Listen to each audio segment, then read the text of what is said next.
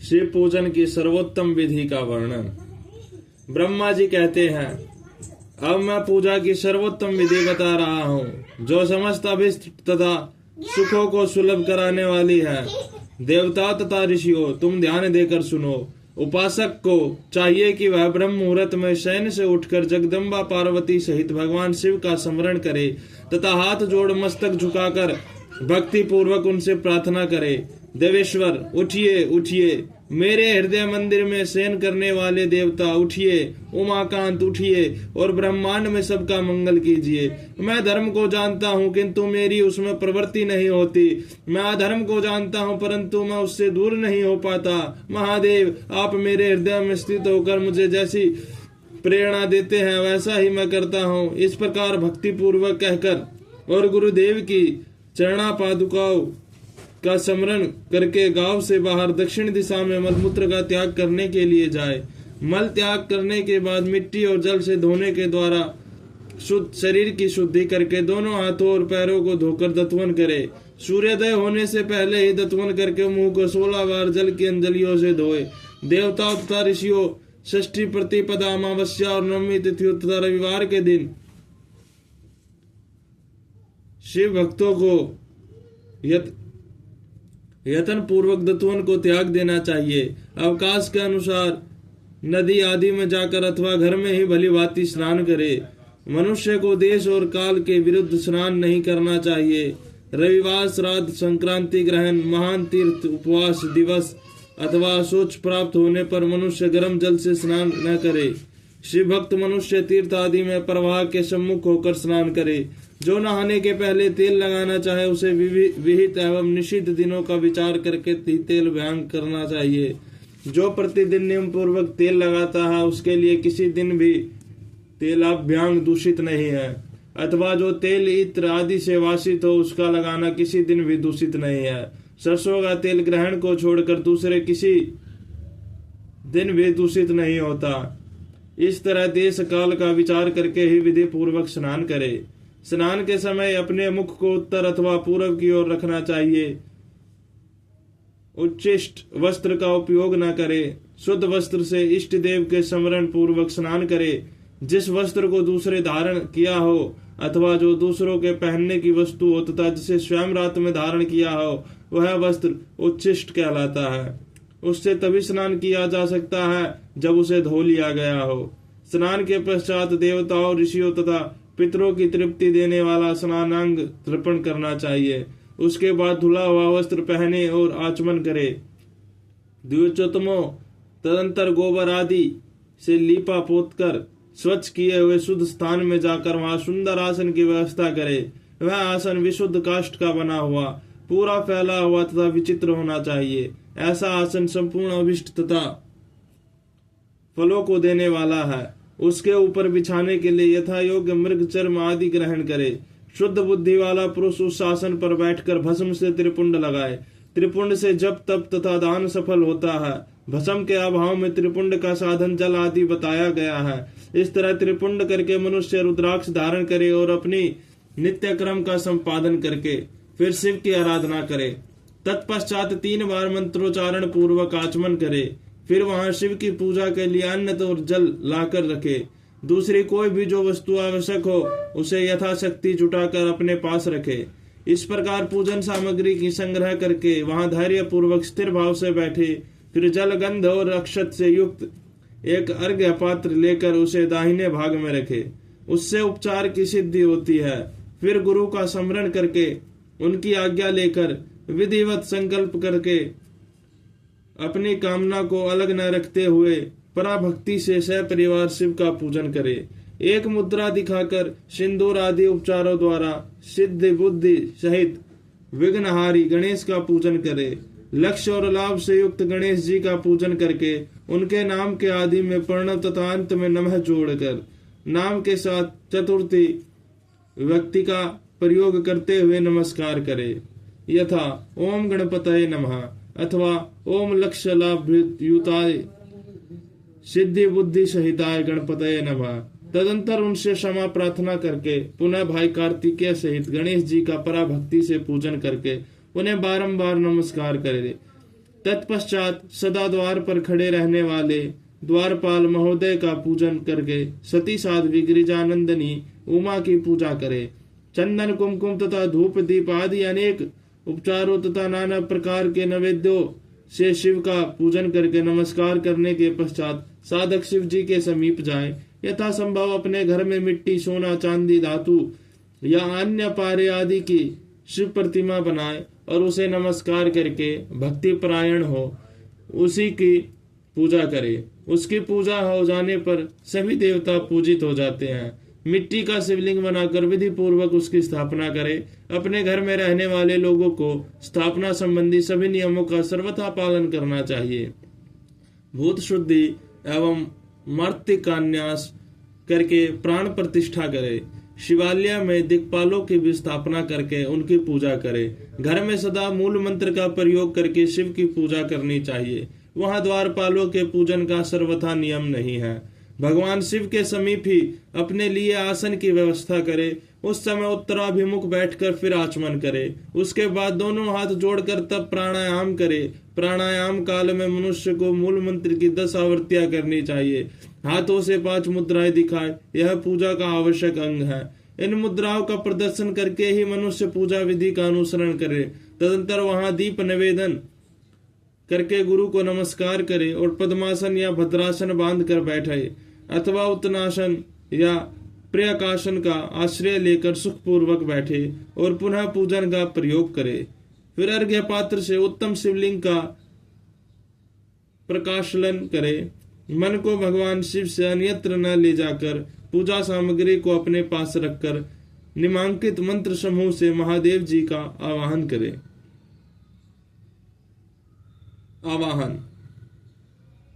कैलाश शिखरस्थम च पार्वती पतिमुत्तमं यथोक्त रूपिणं शंभुं निर्गुणं गुणरूपिणं पंचवक्त्रं 10 भुजं त्रिनेत्रं वृषभध्वजं कर्पूरगौरं दिव्यांगमं चंद्रमौलिं कपर्दनं व्याघ्रचर्मोत्रियं च गजचर्मांबरं शुभं वासुकाय दीप्रितांगं पिनाकग्यायुधे नवितं सिद्धोष्टो च यस्याग्रे नृत्य निरन्तनं जजेयति शब्देश्य सवेतिं भक्तपुञ्जके तेजसा दुष्येनेव दुर्लक्ष्यं देवसेवितं शरणयं सर्वसत्त्वानं प्रसन्नान् मुखपङ्कजं वेदे शास्त्रेऽर्थगीतं विष्णु ब्रह्मनुतं सदा भक्तवत्सलामनान्दं शिवमावाहायमहम्। जो कैलाश के शिखर पर निवास करते हैं, पार्वती देवी के पति हैं, समस्त देवताओं से उत्तम है, जिनके स्वरूप का शास्त्रों में यथावत वर्णन किया गया है, जो निर्गुण होते हुए भी गुण रूप है, जिनके 5 मुख 10 भुजाएं और प्रत्येक मुखमंडल में 3-3 नेत्र हैं, जिनकी ध्वजा पर वृषभ का चिन्ह अंकित है, अंग कांति कर्पूर के समान गौर है, जो दिव्य रूपधारी चंद्रमा रूप मुकुट से सुशोभित तथा सिर पर जटाजूट धारण करने वाले हैं, जो हाथी की खाल पहनते और व्याघ्र चर्म ओढ़ते हैं, जिनका स्वरूप शुभ है, जिनके अंगों में वासुकी आदि नाग लिपटे रहते हैं, जो पिनाक आदि आयुध धारण करते हैं, जिनके आगे 8 सिद्धियां निरंतर नृत्य करती है, भक्त समुदाय जय जयकार करते हैं, जिनकी सेवा में लगे रहते हैं, दुस्सह तेज के कारण जिनकी ओर देखना भी कठिन है, जो देवताओं से सेवित तथा संपूर्ण प्राणियों को शरण देने वाला है, जिनका मुखारविंद प्रसन्नता से खिला हुआ है, वेदों और शास्त्रों ने जिनकी महिमा का यथावत गान किया है, विष्णु और ब्रह्मा भी सदा जिनकी स्तुति करते हैं, जो परमानंद स्वरूप है, उन भक्त वत्सल शंभो शिव का मैं आवाहन करता हूँ। इस प्रकार सांब सदा शिव का ध्यान करके उनके लिए आसन से चतुर्थयंत पद से ही कर्मस्य सब कुछ अर्पित करे। यथा सांब्या सदा शिवाय नमः आसनम समर्पयामि इत्यादि आसन के पश्चात भगवान शंकर के पाद्य और अर्घ्य दे। फिर परमात्मा शंभु को आचमन कराकर पंचामृत संबंधी द्रव्यों द्वारा प्रसन्नता पूर्वक शंकर को स्नान कराए। वेद मंत्रों अथवा समंत्र चतुर्थयंत्र नाम पदों का उच्चारण करके भक्ति पूर्वक ध्यायोग समस्त द्रव्य भगवान को अर्पित करे। अभिष्ट द्रव्यों को शंकर के रूप चढ़ाए ऊपर चढ़ाए। फिर भगवान शिव को वारुण स्नान कराए। स्नान के पश्चात उनके श्रीअंगों में सुगंधित चंदन तथा अन्य द्रव्यों का यत्न पूर्वक लेप करे। फिर सुगंधित जल से ही उनके ऊपर जलधारा गिराकर अभिषेक करे। वेद मंत्रों षडंगों अथवा शिव के 11 नामों द्वारा यथावकाश जलधारा चढ़ाकर वस्त्र से शिवलिंग को अच्छी तरह पोछे। फिर आचमनार्थ जल दे और वस्त्र समर्पित करे। नाना प्रकार के मंत्रों द्वारा भगवान शिव को तिल, जौ, गेहूं, मूंग और उड़द अर्पित करे। फिर 5 मुख वाले परमात्मा शिव को पुष्प चढ़ाए। प्रत्येक मुख पर ध्यान के अनुसार यथोचित अभिलाषा करके कमल, शतपत्र, शंख पुष्प, कुश पुष्प, धतूर, मंदार, द्रोण पुष्प, गुमा, तुलसीदास तथा बिल्व पत्र चढ़ाकर पराभक्ति के साथ भक्त वत्सल भगवान शंकर की विशेष पूजा करे। अन्य सब वस्तुओं का अभाव होने पर शिव को केवल बिल्व पत्र ही अर्पित करे। बिल्व पत्र समर्पित होने से ही शिव की पूजा सफल होती है। तत्पश्चात सुगंधित चूर्ण तथा स्वासित उत्तम तेल, इत्र आदि विविध वस्तुओं बड़े हर्ष के साथ भगवान शिव को अर्पित करे। फिर प्रसन्नता पूर्वक गुग्गुल और अगोरु आदि के धूप निवेदन करे। तदंतर शंकर जी को घिसे हुआ दीपक दे। इसके बाद निमांकित मंत्र से भक्ति पूर्वक पुनः अर्घ्य दे और भक्ति भाव से वस्त्र द्वारा उनके मुख का मार्जन करे। अर्घ्य मंत्र: रूपम देहि यशो देहि भोगम देहि च शंकरम भक्ति मुक्ति फलम देहि गृहीतवर्ध्यम नमोस्तुते। प्रभु शंकर, आपको नमस्कार है। आप इस अर्घ को स्वीकार करके मुझे रूप दीजिए, यश दीजिए, भोग दीजिए तथा भोग और मोक्ष रूपी फल प्रदान कीजिए। इसके बाद भगवान शंकर की को भांति भांति के उत्तम नैवेद्य अर्पित करे। नैवेद्य के पश्चात प्रेम पूर्वक आचमन कराए। तदंतर शांगो पांग तांबुल बनाकर शिव को अर्पित करे, समर्पित करे। फिर 5 बत्ती की आरती बनाकर भगवान को दिखाए। उसकी संख्या इस प्रकार है: पैरों में 4 बार, नाभि मंडल के समान 2 बार, मुख के समक्ष 1 बार तथा संपूर्ण अंगों में 7 बार आरती दिखाए। तत्पश्चात नाना प्रकार के स्तोत्रों द्वारा प्रेम पूर्वक भगवान वृषभध्वज की स्तुति करे। तदंतर धीरे धीरे शिव की परिक्रमा करे। परिक्रमा के बाद भक्त पुरुष साष्टांग प्रणाम करे और निमांकित मंत्र से भक्ति पूर्वक पुष्पांजलि दे।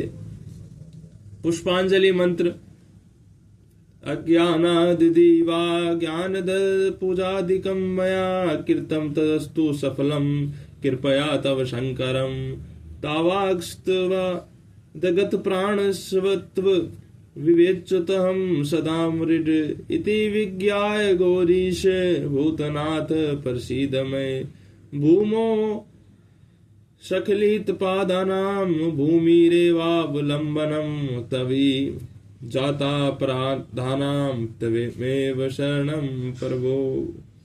शंकर, मैंने अज्ञान से या जानबूझकर जो पूजन आदि किया वह आपकी कृपा से सफल हो। मृड, मैं आपका हूँ। मेरे प्राण सदा आप में लगे हुए हैं। मेरा चित्त सदा आप ही का चिंतन करता है। ऐसा जानकर हे गौरीनाथ, भूतनाथ, आप मुझ पर प्रसन्न होइए।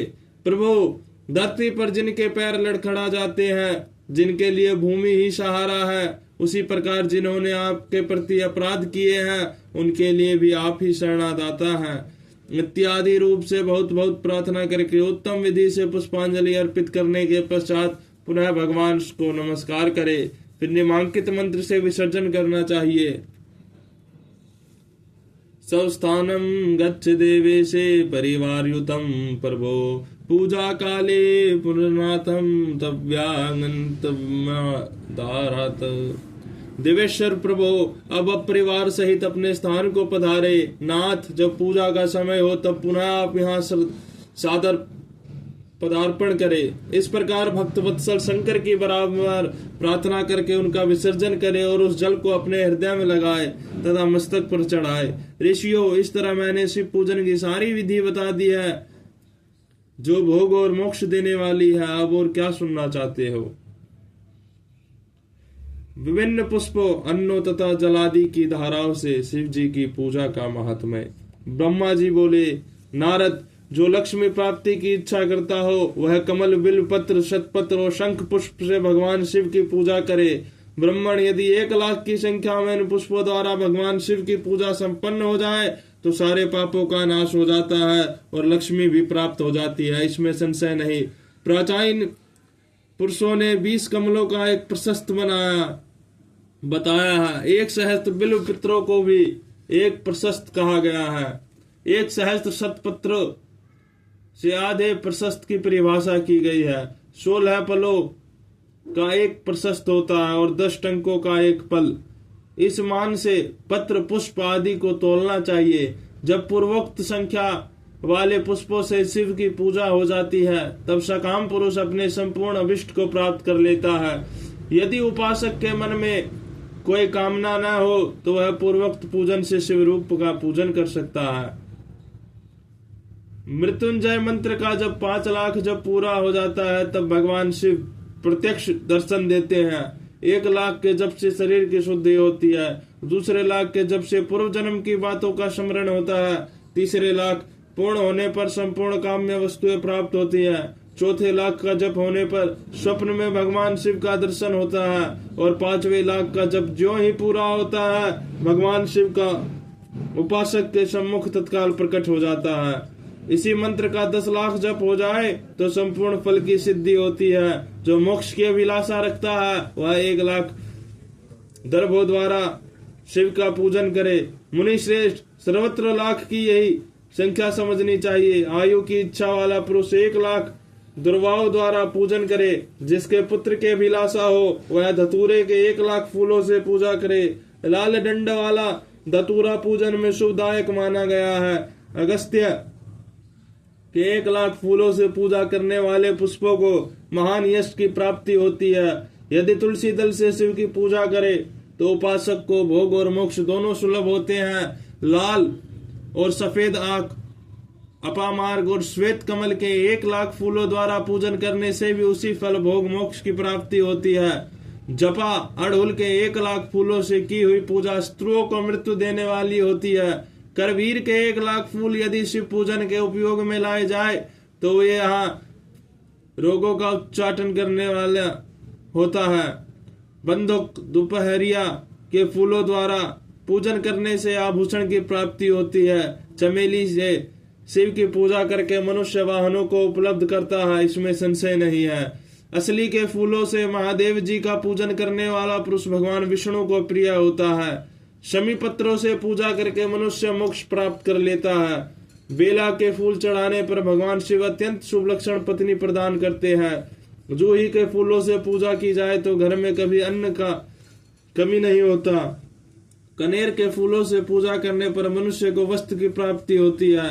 सिद्धवारी या शेफलिका के फूलों से शिव का पूजन किया जाए तो मन निर्मल होता है। 1 लाख बिल्व पत्र चढ़ाने पर मनुष्य अपनी सारी काम्य वस्तुएं प्राप्त कर लेता है। श्रृंगार हार श्रृंगार के फूलों से पूजन करने पर सुख संपत्ति की वृद्धि होती है। वर्तमान ऋतु में पैदा होने वाले फूल यदि शिव की सेवा में समर्पित किए जाए तो वे मोक्ष देने वाले होते हैं, इसमें संशय नहीं है। राई के फूल शत्रुओं को मृत्यु प्रदान करने वाले होते हैं। इन फूलों को 1-1 लाख की संख्या में शिव के ऊपर चढ़ाया जाए तो भगवान शिव प्रचुर फल देने प्रदान करता है। चंपा और केवड़े को छोड़कर शेष सभी फूल भगवान शिव को चढ़ाए जा सकते हैं।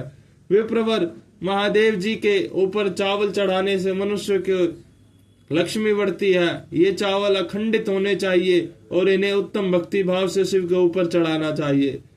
रुद्र प्रधान मंत्र से पूजा करके भगवान शिव के ऊपर बहुत सुंदर वस्त्र चढ़ाए और उसी पर चावल रखकर समर्पित करे तो उत्तम है। भगवान शिव के ऊपर गंध पुष्प आदि के साथ एक श्रीफल चढ़ाकर धूप आदि से निवेदन करे तो पूजा का पूरा फल प्राप्त होता है। वहां शिव के समीप 12 ब्राह्मणों को भोजन कराए, इससे मंत्र पूर्व सांगोपांग लक्ष्य पूजा संपन्न होता है। जहाँ 100 मंत्र जपने की विधि हो वहां 108 मंत्र जपने का विधान किया गया है। तिलों द्वारा शिव जी को 1 लाख आहुतियां दी जाए अथवा 1 लाख तिलों से शिव की पूजा की जाए तो वह बड़े बड़े पातकों का नाश करने वाली होती है। जौ द्वारा की हुई शिव की पूजा सर्वज्ञ सुख की वृद्धि करने वाला है, ऐसा ऋषियों का कथन है। गेहूं के बने हुए पकवानों से की हुई शंकर जी की पूजा निश्चय ही बहुत उत्तम मानी गई है। यदि उससे लाख बार पूजा हो तो उससे संतान की वृद्धि होती है। यदि मूंग से पूजा की जाए तो भगवान शिव सुख प्रदान करते हैं। प्रियंगो कंगनी द्वारा सर्वाध्यक्ष परमात्मा शिव का पूजन करने मात्र से उपासक के धर्म अर्थ और काम भोग आदि वृद्धि होती है तथा वह पूजा समस्त सुखों को देने वाली होती है। अरहर के पत्तों से श्रृंगार करके भगवान शिव की पूजा करे। यह पूजा नाना प्रकार के सुखों और समर्पण संपूर्ण फलों को देने वाली है। मुनि श्रेष्ठ, अब फूलों की लक्ष्य संख्या का तौल बताया जा रहा है, प्रसन्नता पूर्वक सुनो। सूक्ष्म मानक का प्रदर्शन करने वाले व्यास जी ने एक प्रशस्त शंख पुष्प को 1 लाख बताया है। 11 प्रशस्त चमेली के फूल हो तो वही 1 लाख फूलों का मान कहा गया है। जूही के 1 लाख फूलों का भी वही मान है। राई के 1 लाख फूलों का मान 5.5 प्रशस्त है। उपासक को चाहिए कि वह निष्काम होकर मोक्ष के लिए भगवान शिव की पूजा करे। भक्ति भाव से विधि पूर्वक शिव की पूजा करके भक्तों को पीछे जलधारा समर्पित करनी चाहिए। ज्वर में जो मनुष्य प्रलाप करने लगता है उसकी शांति के लिए जलधारा शुभ कारक बताई गई है। शतरुद्र मंत्र से रुद्र के 11 पाठों से, रुद्र मंत्रों के जप से, पुरुष सूक्त से, 6 ऋचा वाले रुद्र सूक्त से, महामृत्युंजय मंत्र से, गायत्री मंत्र से अथवा शिव के शास्त्रोक्त नामों के आदि में प्रणव और अंत में नमः पद जोड़कर बने हुए मंत्रों द्वारा जलधारा आदि अर्पित करनी चाहिए। सुख और सनातन के वृद्धि के लिए जलधारा द्वारा पूजन उत्तम बताया गया है। उत्तम भस्म धारण करके उपासक को प्रेम पूर्वक नाना प्रकार के शुभ एवं दिव्य द्रव्यों द्वारा शिव की पूजन करनी चाहिए और शिव पर उनके सहस्त्र नाम मंत्रों से घी की धारा चढ़ानी चाहिए। ऐसा करने पर वंश का विस्तार होता है, इसमें संशय नहीं है। इसी प्रकार यदि 10,000 मंत्रों द्वारा शिव जी की पूजा की जाए तो परमेय रोग की शांति होती है और उपासक को मनोवांछित फल की प्राप्ति हो जाती है। यदि कोई नपुंसकता को प्राप्त हो तो वह घी से शिव जी की भली भांति पूजा करे तथा ब्राह्मणों को भोजन कराए। साथ ही उसके लिए मुनीश्वरों ने प्रजापति व्रत का भी विधान किया है। यदि बुद्धि जड़ हो जाए तो उस अवस्था में पूजक को केवल शर्करा मिश्रित दुग्ध की धारा चढ़ानी चाहिए। ऐसा करने पर ही उसे बृहस्पति के समान उत्तम वृद्धि प्राप्त हो जाती है। जब तक 10,000 मंत्रों का जप पूरा न हो जाए तब तक पूर्वोक्त दुग्ध धारा द्वारा भगवान शिव का उत्कृष्ट पूजन चालू रखना चाहिए। जब तन मन में अकारण ही उच्चाटन होने लगे, जी उचट जाए, कहीं भी प्रेम न रहे, दुख बढ़ जाए और अपने घर में सदा कलह रहने लगे तो पूर्वोक्त रूप से दूध की धारा चढ़ाने से सारा दुख नष्ट हो जाता है। सुवासित तेल से पूजा करने पर भोगों की वृद्धि होती है।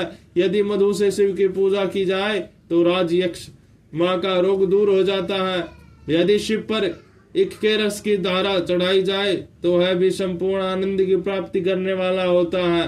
गंगा जल की धारा तो भोग और मोक्ष दोनों को फलों को देने वाली है। ये सब जो धाराएं बताई गई है इन सब को मृत्युंजय मंत्र से चढ़ाना चाहिए। उसमें भी उक्त मंत्र का विधान 10,000 जप करना चाहिए और 11 ब्राह्मणों को भोजन कराना चाहिए।